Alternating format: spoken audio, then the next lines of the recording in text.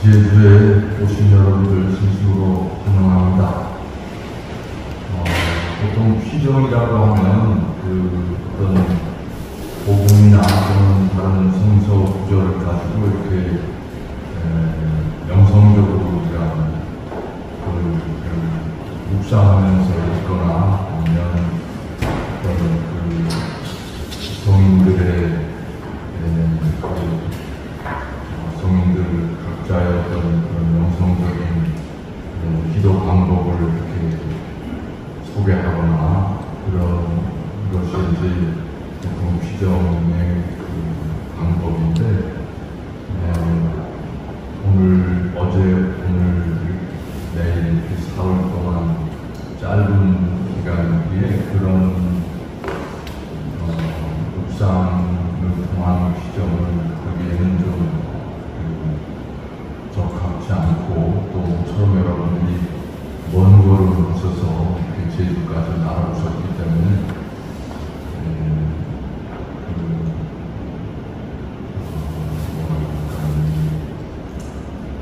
우리가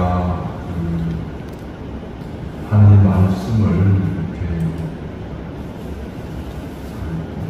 읽고 묵상하고 하는데, 그냥 말씀만 이 하나님 말씀이라는 게 기원전입니다. 기원전 2000년 경서부터 벌써 시작이 돼가지고 2000여 년 넘는 세월을 두고 오랜 세월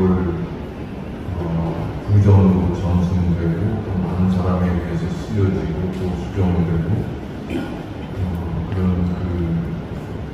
서적이기 때문에 이거를 누가 간단하게 이렇게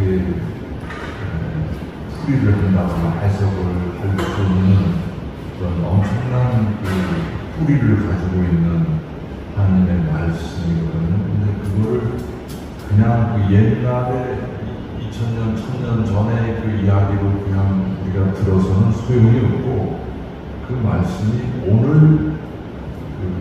서기 2023년을 사는 오늘 나와 옛날 고레짝의 하나님 말씀, 예언자들이나 또는 성자들 통해서 들려주신 말씀이 나와 어떤 관계가 있고, 그걸 어떻게 내가 읽어야 하는지를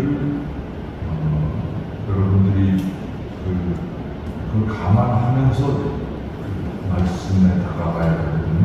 그냥 옛날 책으로 읽는 게 아니라 그 말씀을 통해서 오늘 하나님께서 나에게 뭐를 말씀하시고자 하는가 하는 것을 읽어내야 그게 제대로 한 말씀을 듣는 길이라고 생각이 듭니다. 그래서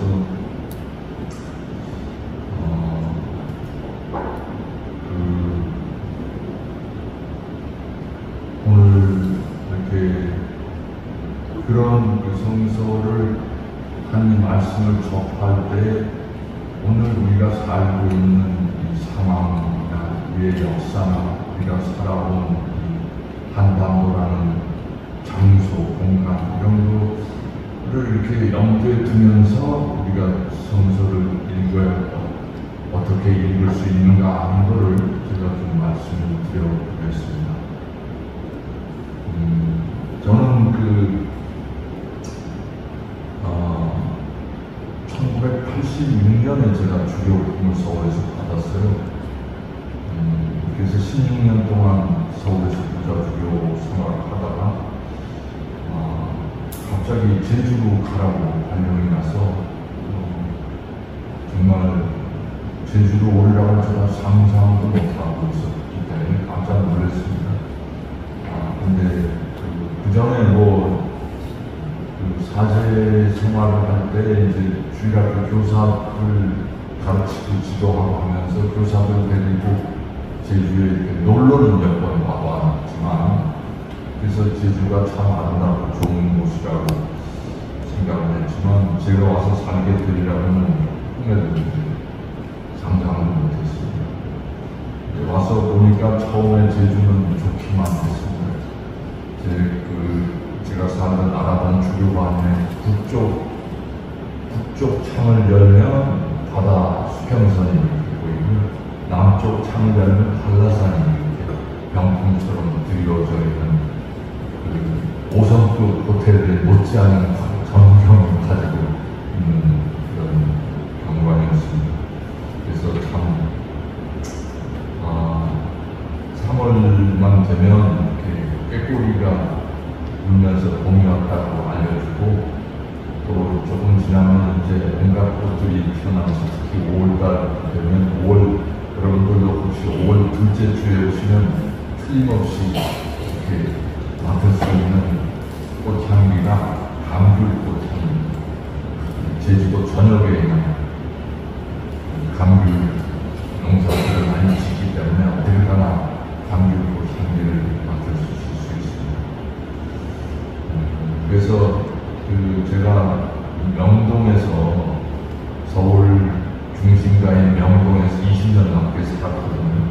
그래서 거기서 과거에 박정희 정권 시절 50, 60 다 거기서 살았는데 온갖 체류탄 가스 속에서 이렇게 살았습니다. 매연과 체류탄 가스 속에서 20년 넘게 살다가 하나님께서 그동안 이렇게 고생했으니까 좀 좋은 데 와서 좀 잘 쉬어라 하시는 줄 알고 처음에는 엄청 행복했는데 근데 살다 보니까 이게 하나님의 뜻은 그게 아니었던 것 같아요. 제주도민들이 이렇게 살아온 과거, 역사, 그들의 경험 이런 것들을 이렇게 접하면서 이 제주도민이라는 사람들이 얼마나 많은 고통과 희생과 역경을 헤치면서 살아왔는지를 접하면서 이 젖과 꿀이 흐르는 땅이 아니라 정말 지독한 고난의 땅이로구나 하는 걸 이렇게 서서히 느끼게 되었습니다. 깊은 한이 서린 이 섬나라에 살면서 내가 이 제주도에서 어떻게 주님의 기쁜 소식을 전할 수 있을 것인가, 그것이 새로운 큰 과제로 저에게 다가왔습니다. 그러면서 교회에서 제가 어릴 때부터 배우고 들어온 교리 또는 신학교에서 공부한 신학 그런 것과 지금 내가 살고 있는 이 한국 그리고 제주의 역사와 이 삶의 현실을 어떻게 연결을 시킬 수 있을까, 그런 물음이 제 안에서 계속 이렇게 솟아올랐습니다. 우리는 여러분들도 마찬가지지만 개인도 집단도 한반도라는 한국이라는 작은 나라에서 또 20세기 또는 21세기라는 시대 속에서 한국인으로 살아갑니다. 나 개인도 우리 민족도 또 우리 나라도 지난 수천 년의 어떤 이 땅의 역사를 딛고 우리의 인격이 형성되고 우리의 삶이 만들어져 왔습니다. 나라는 가문이라는 존재는 제가 1945년에 태어나가지고 오늘날까지 살아오면서 한국인이라는 정체성을 가지고 살았는데 1945년부터 2020년대까지 살아온 제 인생 이렇게 마디마디에 보면 6.25를 제가 어릴 때 6.25를 겪었었고요. 그 다음에 조금 철들 때쯤에서 4.19를 겪었고요. 그 다음에 또 5.18을 겪었고요. 그 다음에 6월 항쟁 시기를 거쳐서 더 전에는 6.25 전쟁을 겪었고요. 이런 격동적인 사건들이 연이어서 제 인생의 마지막에 일어났고, 그런 속에서 온갖 어떤 의미로 두려움과 고통과 슬픔과 불안과 그런 거로 점철된 한국인으로서의 인생을 제가 살아왔습니다. 물론 기쁘고 보람 있는 때도 있었겠지만, 그러나 그보다는 어떤 그런 두려움과 분노와 좌절 이런 것들이 더 많았던 우리나라 역사가 아닌가, 그런 느낌을 받으면서 살아왔습니다. 근데 제가 그 말씀 드리는 이유는 예수님도 2000년 전에 이스라엘이라는 한 나라, 좁은 조그만한 땅덩어리에서 그 좁은 땅덩어리는 이미 그 나라의 정체성을 잃어버렸고 로마 제국의 식민지로 지배받고 있는 그런 상황이었습니다. 로마 제국이 지배하던 식민지 유다 지역에서 그 시대의 유다인들이 겪었던 정치적, 사회적, 경제적 현실을 온몸으로 예수님도 겪으면서 사셨습니다. 예수님은 하늘을 위해 사신 게 아니라 2000년 전에 이스라엘이라는 온갖 소용돌이, 정치적, 사회적 이 소용돌이 치는 그 한복판에서 사셨습니다. 그래서 그 시대 백성들과 함께 아파하고 슬퍼하시고 분노하시고 공감하시면서 그 가운데서 하느님이 원하시는 정의와 진리를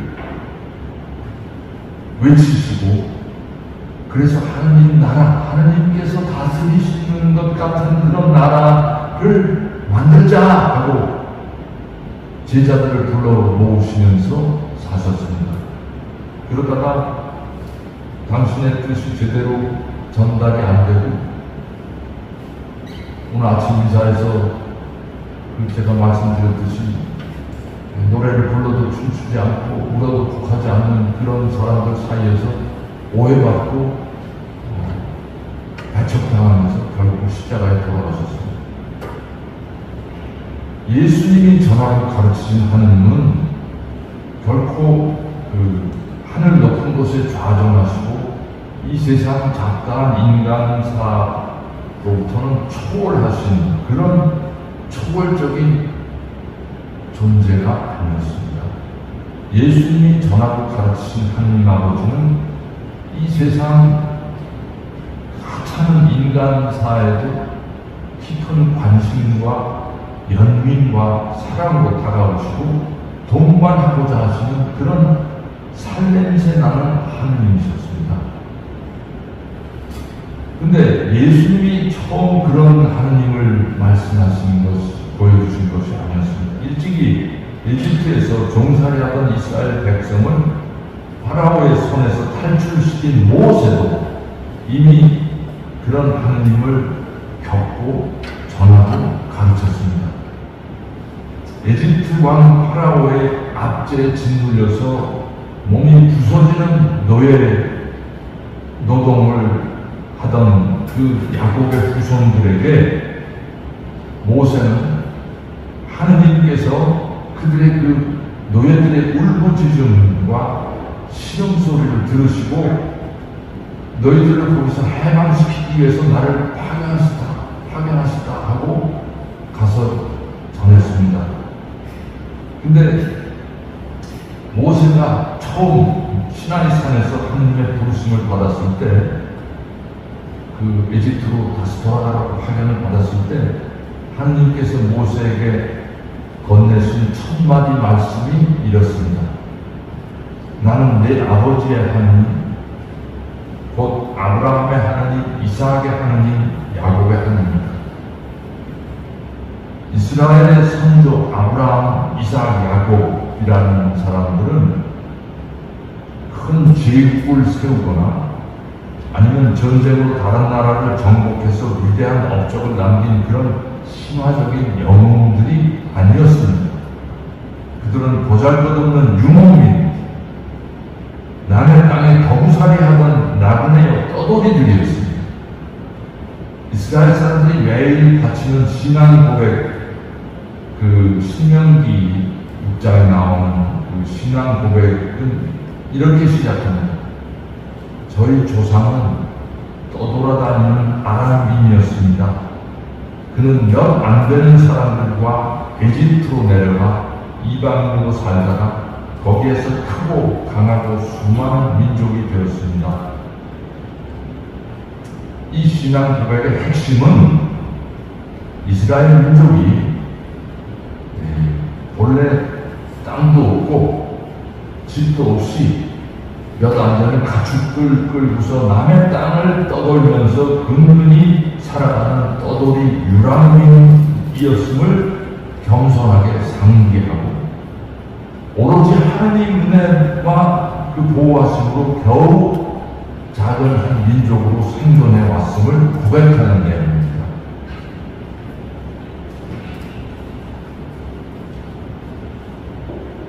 구약성서와 신약성서 전체에 나오는 구원의 역사, 하나님 구원의 역사는 하나님께서 이 세상에 발붙이고 온갖 시련과 고통을 겪으며 살아온 보잘것없는 작은 백성들 가운데 어떻게 함께 동반해 주시고 함께 걸어주시고 또 인도해 주셨는가를 소수한 그 신앙인의 눈으로 본 역사가 구약성서, 신약성서입니다. 역사란 무엇인가 좀 우리가 이렇게 다시 생각해 보아야 된다고 생각합니다.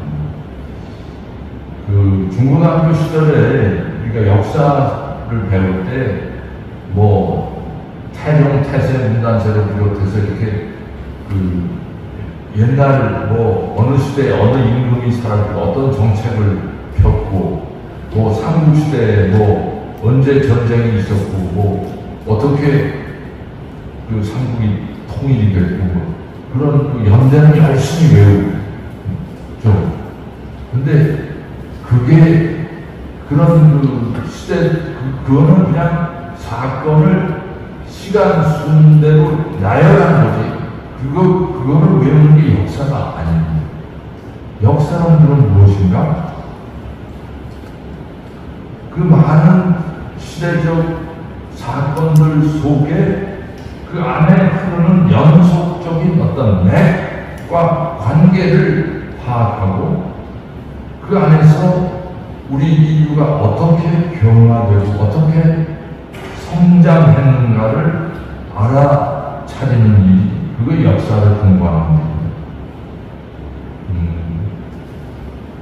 역사는 인류가 그 여러 집단과 국가들 사이에서 서로 어떤 영향을 주고 받으면서 시대가 흘러서 어떻게 더 성숙한 인간다운 집단, 인간다운 사회로 변화되고 발전했는가를 이해하는 그런 작업이 역사입니다. 그냥 사건 연대만 나열하는 것은 아무 의미가 없습니다. 그렇다면 그 역사를 이런 식으로 바라본다면 세상을 창조하시고 태초로부터 오늘까지 우리 가운데 임재하시고 동반해 주신 그 하나님의 참여와 동반을 이렇게 그 안에 생각하지 않고서는 역사의 진실한 의미를 우리가 찾아낸다는 것이 불가능하다고 저는 생각합니다. 오늘 우리도 선조들이 살아간 역사의 여정 위에 우리의 인생이 시작되고 계속되고 있음을 알아야 합니다.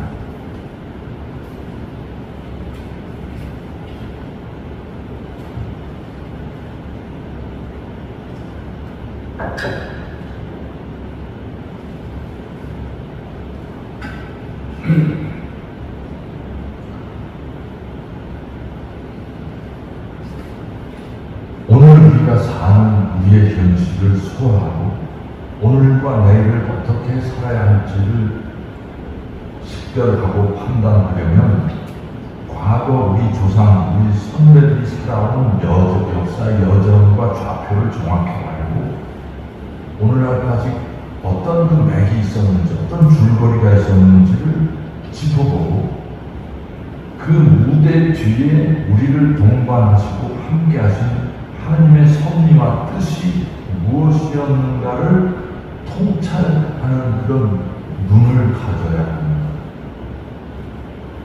성서가 가르치시는 하나님은 하늘 위에 세상과 무관하게 초월해 계신 분이 아니라 세상 속에 우리 인간들과 함께 걸으시는 하나님이십니다. 제가 제주에 내려와서 이렇게 제일 쇼크받은 것이 1948년에 일어난 4.3이라는 사건이었습니다. 이 4.3을 통해서 제주인이 겪은 순환과 고통의 세월을 자세히 들여다보면서 저는 제주인들만이 아니라 우리 결의 전체가 지내온 지난 100년의 세월을 새롭게 들여다보게 되었습니다. 그러면서 우리 민족의 지난 100년의 1세기의 그 세월은 참으로 많은 시련과 환난을 용케도 살아낸 사람들임을 새삼 깨닫게 되었습니다. 제주도 사람들이, 제주인들이 사용하는 표현 중에 사랑심이 사라진다는 말이 있습니다. 그게 뭔 소린가?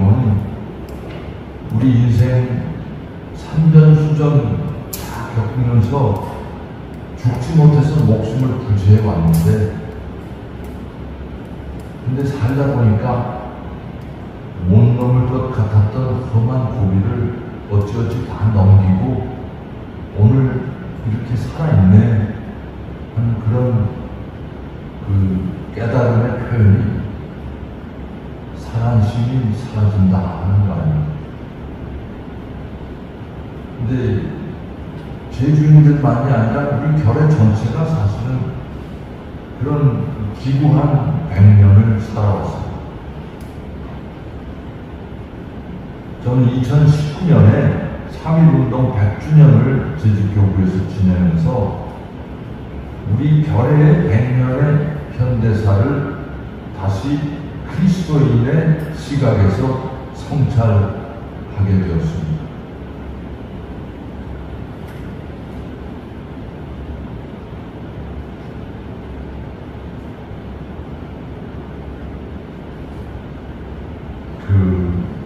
그래서 3.1운동 100주년 겪으면서 제가 우리 십자가의 길을 다시 만들었습니다. 예수님의 십자가의 길과 우리 결의 십자가의 길을 함께 생각하면서 새로운 십자가의 길 기도를 이렇게 제주교구에서 만들어가지고 교우들이 함께 기도하도록 하였습니다. 오늘 아침에 이분들이 십자가를 함께 했습니다. 우리 인투되시는 분들도 못하는 것 같습니다.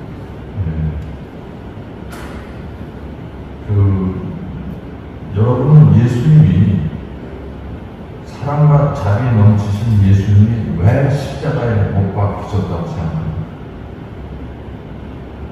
이거는 우연히 일어난 사건이 아니었습니다.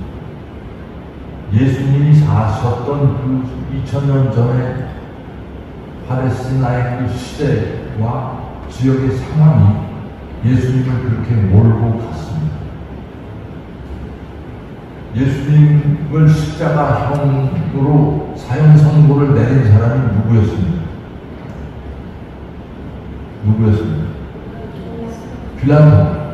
빌라도 로마 총독이었습니다. 팔레스티나 지역의 로마 총독이었습니다. 여기 지금 이 지도를 이렇게 여러분들 보시는데 로마 제국이 기원전 63년에 이미 이스라엘을 다 점령했습니다. 그러면서 그 이스라엘의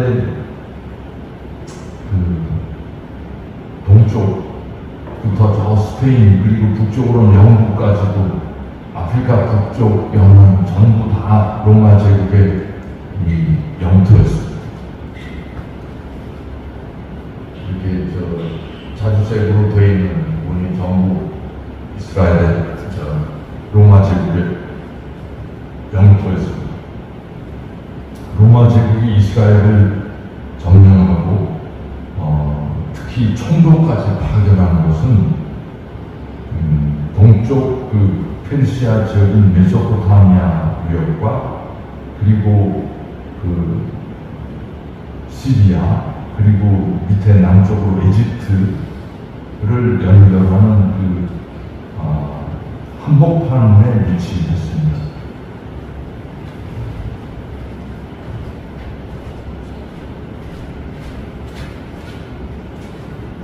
여기가 이스라엘 땅입니다.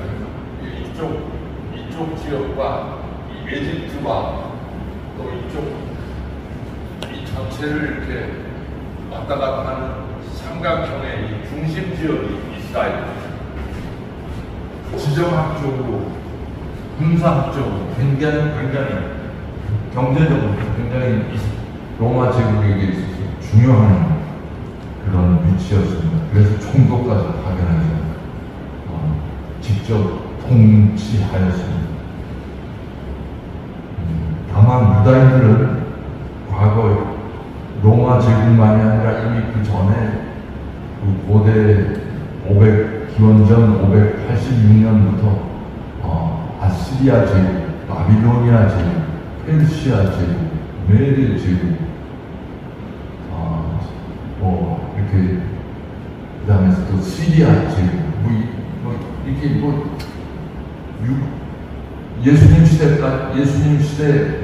600여 년 전서부터 이미 그 다른 제국들의 지배하에 있었습니다. 근데 그럼에도 불구하고 이스라엘 사람들은 타국의 지배를 받으면서도 우리는 하나님 백성이다 하는 그런 의식이 아주 강했습니다. 그래서 하나님 백성으로서의 정체성을 지키기 위해서 독립과 그 해방을 쟁취하려고 끊임없이 싸웠습니다. 로마 제국 치하에서도 지속적인 무력 동기가 있었습니다. 근데 유다인들 안에서는 적극적인 저항하고 있었지만 또 유합하고 있었습니다.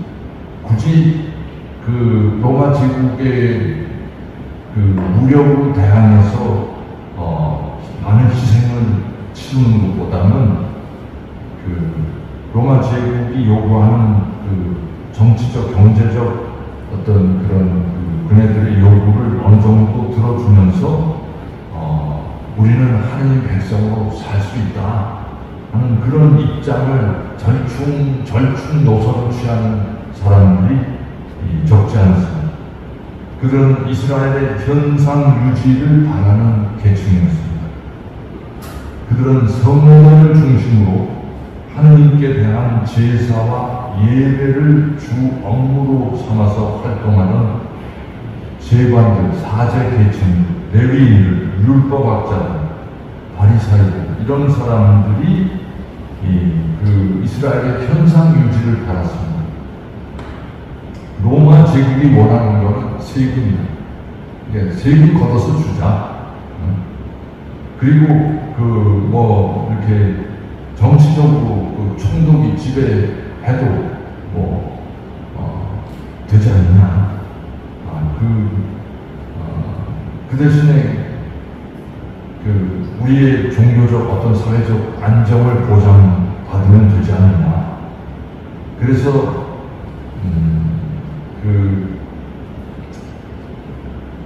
대사제 가야바가 예수님 이렇게 희생시킬 때 온 민족이 멸망하는 것보다 한 사람이 백성을 위하여 죽는 것이 여러분에게 더 낫다. 이런 말을 한 것은 예수님을 로마 제국에 저항하는 불순 세력의 두목으로 내세워서 로마인들로 하여금 제거하게 하고, 그래서 혹시라도 예루살렘의 파스카 축제 기간 중에 많은 사람들이 모여서 이렇게 예수를 이렇게 떠받들어서 어떤 소요 사태를 일으킬지 모르니까 그걸 사전에 원천 봉쇄하고 싶었습니다. 그 대사제 가문에서는. 그래서 예수님을 이제 왕이 되려고 했다 하는 그런 정치적 음모를 뒤집어 씌워가지고 제거한 거죠, 사전에. 예수님 자신은 정치적으로, 사회적으로 전혀 추세하고 싶은 마음도 없으셨고, 그런데 나설 작정도 아니셨습니다. 근데 유다 민중들 안에는 분명히 예수님을 제2의 다윗 임금으로 추대하고 싶어 하는 사람들이 분명히 있었습니다. 유다 지도층 인사들은 민중의 이런 존경과 지지를 받는 예수가 세력을 모아서 로마군과 대결을 벌이게 되는 불상사가 발생할까봐 염려하고 있었습니다. 실제로 마라과 같은 인물이 무장 세력의 우두머리로 대로마 무장 투쟁을 벌이다가 붙잡혀서 감옥형을 살고 있었습니다. 근데 사도행전 5장을 보면 유다의 대사제와 원로들이 부활하신 예수님을 선포하고 다니던 사도들을 붙잡아서 다시 또 없애려고 원로원 회의를 열었습니다. 그때 그 회의에서 그때 당시에 율법 학자들 중에서 가장 존경받던 사람이 가말리엘이라는 사람인데, 이 가말리엘이 나서서 이렇게 말합니다. 이스라엘 여러분, 저 사람들을 어떻게 다룰 것인지, 저 사람들이 아니라 사도들입니다. 어떻게 다룰 것인지 잘 생각하십시오. 얼마 전에 테우다스라는 사람이 나서서 자기가 무엇이나 되는 것처럼 말했을 때 400명가량이나 되는 사람이 그를 따랐습니다. 그러나 그가 살해되자 그의 추종자들이 모두 흩어져 뚝장났습니다. 그 뒤 호적 등록을 할 때 갈릴레아 사람 유다가 나서서 백성을 선동하여 자기를 따르게 하십니다. 그러나 그가 죽게 되자 그의 추종자들이 모두 흩어져 버렸습니다.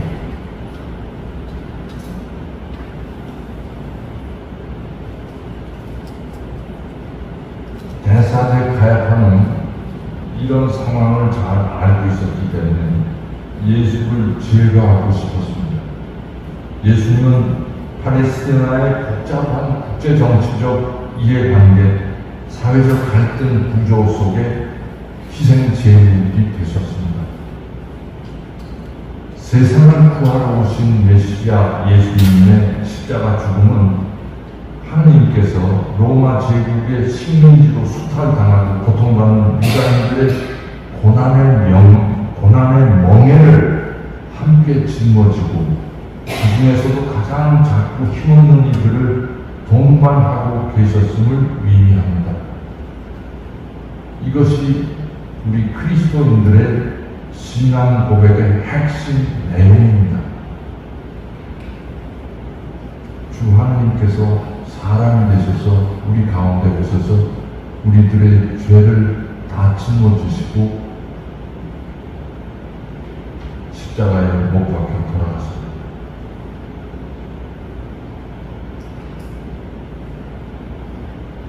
이것이 그 예수님이 십자가에 못 박혀 돌아가신 그때 당시의 사회적 배경입니다. 근데 우리 조선에도 19세기 말 이 예수님 시대의 팔레스티나와 비슷한 상황이 전개되고 있었습니다.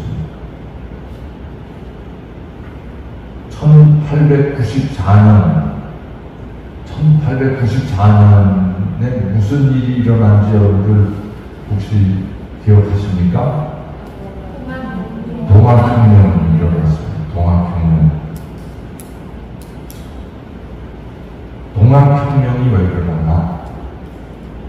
그 1800년대에 들어와서 조선의 각처에서 여기저기서 그 농민들의 봉기가 있었습니다. 먹고 살기 힘들다고.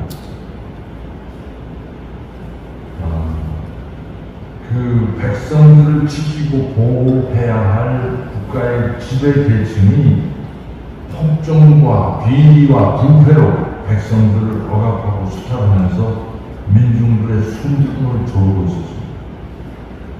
거기에 청나라와 일본이 이 조선을 집어삼키기 위해서 호시탐탐 엿보고 있었고, 그러니까 민중들은 어디에도 탈출구가 찾을 수가 없었고 참다 못해서 봉기한 것이었습니다. 1894년에 대규모 흉년이 찾아왔는데 조선의 관료들은 그런 상황을 고려하지 않고 계속 가혹한 세금을 부과하거나 하니까 농민들이 견디지 못하고 들고 일어섰습니다. 전라도 고구라는 곳에서 전봉준의 지휘로 그 고구 악덕 군수였던 조병갑을 몰아내면서 농민 전쟁을 일으킨 것입니다. 그 농민 봉기가 점점 대규모로 확대되니까 조선 조정이 당황해서 고종과 그 민씨 가문에서는 이게 청나라의 원병을 청했습니다. 청나라에서 거기에 응해서 군사를 파견하니까 조선을 집어삼키려고 호시탐탐 노리고 있던 일본이 조선을 청나라에서 보호해야 된다는 명목으로 일본군을 동원해서 파견했습니다. 그러니까 조선 반도는 일본과 청나라가 서로 조선을 집어삼키기 위해서 싸우는 그 전쟁터가 되어버리고 말았습니다. 그게 청인전쟁입니다. 청인전쟁은 청나라와 일본이 싸우지만 다른 데서 싸운 게 아니라 조선 반도에서 싸웁니다.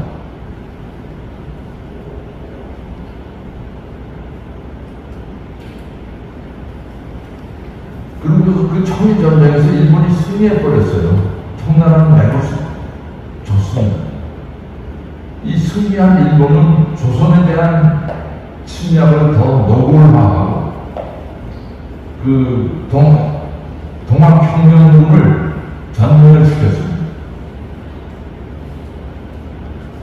어떤 사람은 그때 30만 명이 동학군 30만 명이 됐다고 하는 사람도 있고 또 근데 객관적으로 어떤 이때 통계가 없었기 때문에 통계가 없어서 객관적인 정확한 숫자를 알 수는 없습니다. 최소 3만 명에서 5만 명이 죽지 않았나 하는 것이 통설입니다. 근데 그 후로 어떤 일들이 일어나는지를 우리가 좀 더 이렇게 짚어보면 좋겠습니다. 1894년에 동학 농민전쟁이 일어나고 나서 일본이 이제 그 조선에 대한 영향력을 동학군을 완전히 전멸시키고 나서 조선의 군대는 있으나 마나 그냥 허수아비 되었습니다. 그래서 1907년에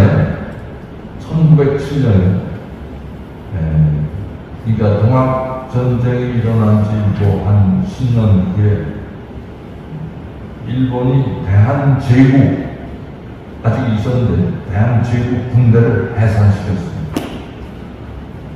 그러니까 국내 해산당한 조선의 그 군인들은 전국 각처에서 한일 의병으로 활동하면서 싸웠습니다. 일본 충북부가 남긴 통계에 의하면 영호남에서부터 함경도까지 전국 각 지역에서 1907년 12월서부터 그러니까 군대 해산 후 12월부터 1909년 6월까지 약 1년 반 동안 이 전국의 의병들이 일본 경찰과 교전한 횟수가 무려 3,700여 회에 이르고 있고 연인원으로 12만여 명의 소위 한일 저항군이 참전했다. 이게 일본 총독부가 남긴 통계입니다. 근데 일본군은 최신 기관총과 수류탄과 대포를 가지고 있기 때문에 조선 군인들이 이렇게 아무리 애를 써도 이렇게 상대가 안 되는 그런 고성능의 무력으로 무장한 일본군은 당연히 도리가 없었습니다. 그래서 일본군은 한일 의병들을 지역별로 싹쓸이를 하였습니다. 그 다음에 그런 일이 있은 다음에 3년 후에 1910년에 일본은 대한제국을 아예 그냥 통째로 집어삼킵니다. 한일 병합이 일어났습니다. 1910년 8월 22일. 1907년에 군대는 해산시켜도 대한제국의 경찰관제는 남겨뒀었는데 그 경찰관제도 다 폐지시키고 일제 통감부가 경찰권까지 완전히 장악해서 조선을 헌병 경찰제 아예 헌병과 경찰로 다스렸습니다.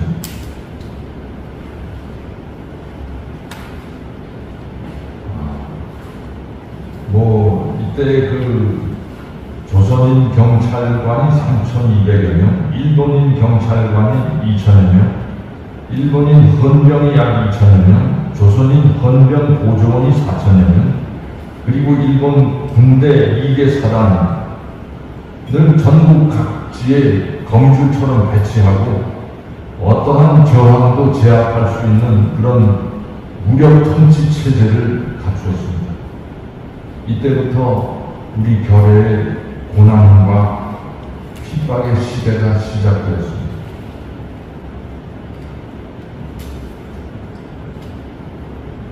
그러고서는 9년이 지나고 1919년 이제 의병들은 다 진압이 돼버리고 무력으로 싸울 도리가 없으니까 1919년 3월 1일 일제의 억압에 짓밟히던 조선 민중이 맨손으로 태극기를 흔들면서 독립만세 운동, 3.1운동을 일으켰습니다.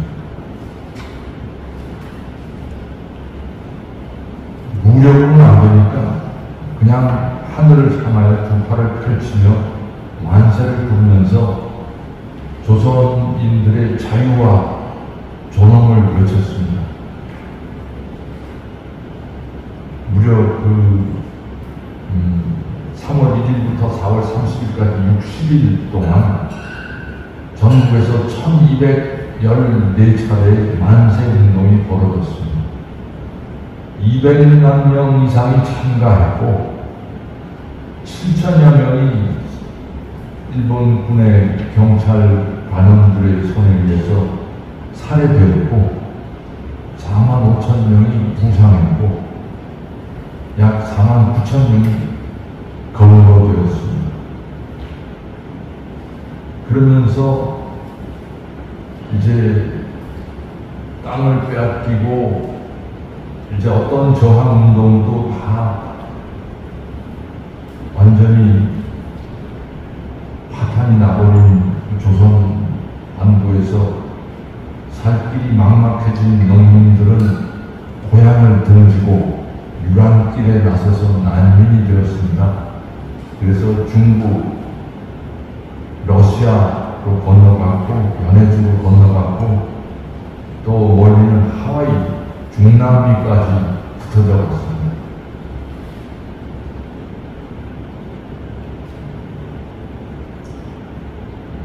이 유랑민들은 마치 에집트에서 핍박받던 이스라엘 백성처럼 수탈과 차별에 시달리면서 식민지 백성으로서 종살이를 해야 했습니다.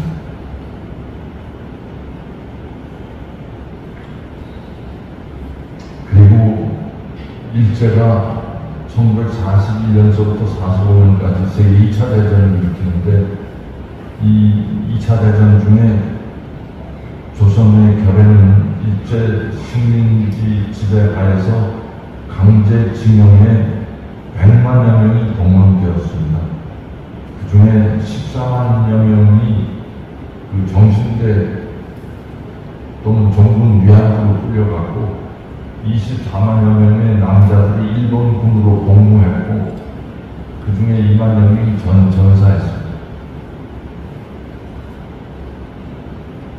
그러다가 해방이 됐어요.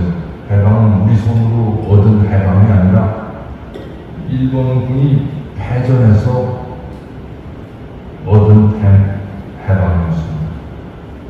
그리고 1948년에 미 군정 치하에서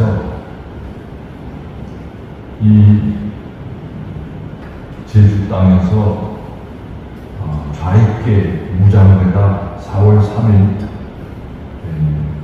제주도 내 12개 경찰 지서를 습격하는 사건이 벌어졌고 그러면서 48년 가을과 49년에 걸쳐서 제주도 전역의 중산간 마을들이 초토화되는 일이 벌어졌습니다. 그러면서 3만여 명의 제주도민들이 무차별 학살되는 사상의 참극이 전개되었습니다. 그와 동시에 제주도 무장대를 토벌하라는 이승만 정부의 명령에 불복한 여수 순천 지역에 있던 국군 제14연대 병사들이 이승만 정부의 명령에 불복하고 봉기해서 여수 순천 지역을 장악해가지고 소위 여순 봉기가 일어났습니다. 우리 그 현대사에서 여순 반란 사건이라고 여러분들은 다 들었을 겁니다. 그 사건에서 근데 그 사건이 군대 군인들이 봉기해도 8일 만에 일주일 만에 진압이 됐고 그 후속 처리 과정에서 그 정작 봉기한 군인들보다는 그 주변에 있었던 여순 지역의 민간인들 만여 명이 봉기군에 협조했다는 명목으로 학살되었습니다. 그게 여순 사건의 핵심입니다. 그리고 아시다시피 그 여순 사건 터지고 나서 2년 후에 1950년에 6.25가 터졌습니다. 53년까지 3년 동안 계속된 6.25 전쟁에서 남북 양측의 군인과 민간인 사상자 총계가 520만 명, 남측이 190만이고 북측이 330만 명. 그리고 전쟁 발발 직후에 비전투 지역에서 일어난 민간인 집단 학살로 또 수십만 명의 희생자들이 있었습니다. 여러분들 그 보도연맹이라는 사건 기억하시는지 모르겠습니다. 전국 각지에서 이 보도연맹에 가입했던 사람들 다 죽었습니다. 그리고 해방 후 오늘에 이르기까지 70년을 넘는 세월을 두고 우리 결에는 그 분단으로 고통받아왔습니다. 6.25 후에 남북으로 갈라진 지역적 분단만이 아니라 우리 결에는 좌익과 우익의 이념적인 분단, 보수와 혁신의 감정적인 분단, 이런 상중의 깊은 골이 생겨서 오늘날까지도 우리는 신음하고 있습니다. 2천만의 이산 가족이 생기고 남한 사회에서도 지역 감정이 심화되고 한 지역 안에서도 한 가족, 한 혈연 안에서도 이상하게 대화가 힘들어지는 그런 현상이 나타나고 있습니다. 근데 이런 그 우리 민족을 두 쪽을 낸 이 분단이라는 것은 일본 제국이 2차 대전 때 패전하고 소련과 미국의 대립이 동서의 냉전 체제를 이루고 한반도를 양분함으로써 시작된 분단입니다. 이 분단은 우리가 만든 분단이 아니라 소련과 미국이 냉전 체제를 두고 대립하면서 우리에게 덮어 씌운 분단입니다. 세계 강대국들의 패권 경쟁, 그들의 이념 전쟁, 정치적 대립 때문에 그들이 어느 날 하루아침에 지도에 연필 그리고 자대를 그은 그 선 때문에 한 민족, 한 가족, 한 언어, 한 문화권이었던 우리가 갑자기 남으로, 적으로 대적하게 되었습니다. 우리가 바라고 결정한 것이 아니었습니다. 남이 덮어 씌운 것입니다. 이 남이 덮어 씌운 헛개비의 이념과 굴레 때문에 우리는 500만이 넘는 생명을 희생시키고 70년을 두고서 계속 대립하고 미워하고 언제라도 다시 잡아 죽이려고 하는 그런 전쟁을 시작하기 위해서 남북 양측이 38선 양쪽에 어마어마한 무기를 쌓아놓고 방아쇠만 당기면 서로가 불바다가 되는 그런 위협을 벌이고 있고 훈련을 하고 있으니까 얼마나 어리석은 일입니까?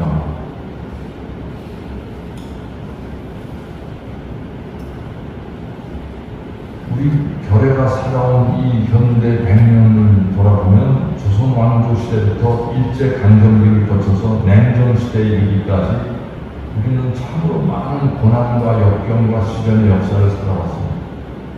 이 고난의 역사를 관통하면서 그 밑에 흐르는 하나님의 뜻, 하나님의 섭리는 그럼 무엇일까?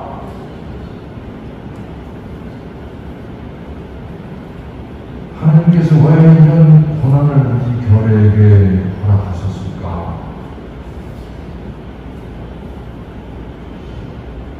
그것은 하나님을 닮은 인간 생명의 존엄과 자유와 권리를 억압하는 모든 종류의 사회 악과 폭력과 불의에 굴복하지 말고 거기서 인간을 해방하는 일을 펼치고 또 완성해 가라는 그런 하나님의 섭리가 아니실까, 그런 생각을 하게 됩니다. 동학 독립혁명서부터 6.25 전쟁 그리고 민주화의 과정에서 희생된 모든 그 고귀한 생명들은 인간 생명의 존엄과 자유와 평등을 위해서 자신을 희생제사의 제물로 바친 순교자들이라고 생각합니다. 비극적인 역사의 뒤안길에 사라진 수많은 무명의 희생자들이 비록 본인들 스스로는 인식하거나 인지하지 못했어도 그들의 그 고통과 죽음 안에서 그들은 이 세상 무엇과도 바꿀 수 없는 고귀한 인간 생명의 가치를 빛내기 위한 순교적 여정을 걷고 있었습니다.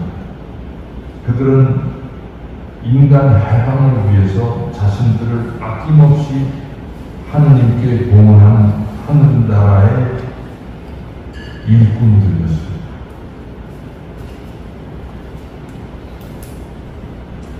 네, 감사합니다. 그러면 첫 시간 강의로 마치겠습니다. 그렇습니다. 수고하셨습니다.